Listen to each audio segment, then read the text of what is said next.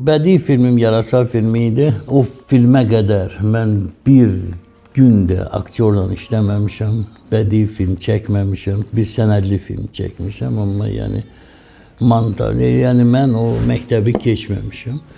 Amma film, mən öz-özümü tərifləməyi sevmirəm, amma hər halda film dərslikləri 11-ci sinif Azərbaycan tarixi dərsliyinə o film düşüb, məktəbdə keçirlər.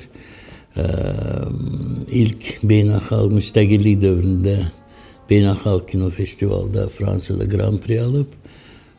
Kinonun 100 illiyində, kinonun vətəni olan Fransada müsabiqədə ki, orada İtaliya, Almanya, Fransa, İspaniya, Türkiyə, yəni bütün qabaqcıl Böyük Britaniya, bütün qabaqcıl kinematografiya ölkələri, yəni Azərbaycan Grand Prix almışdı.